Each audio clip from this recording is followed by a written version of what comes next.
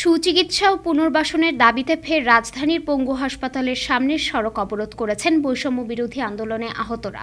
এ সময় পঙ্গু হাসপাতালের সামনের সড়কের 2 লেনই অবরোধ করেন তারা। এতে আগারগাঁও থেকে শিশু মেলা লিংক রোডে যান চলাচল বন্ধ হয়ে যায়। 1 ফেব্রুয়ারি রাত 10:30টার দিকে পঙ্গু হাসপাতালের সামনের সড়কে আহতরা অবস্থান নেন বলে জানা যায়।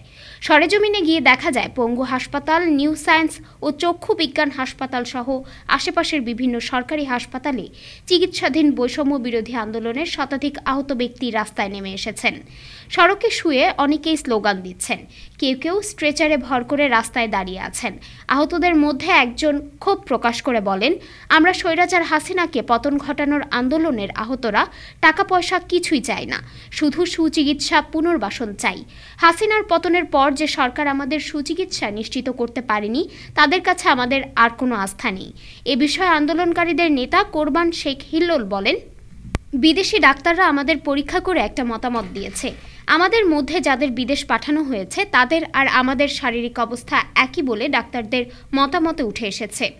অথচ ছাত্র প্রতিনিধিরা কোনো গুরুত্বই দিচ্ছে না।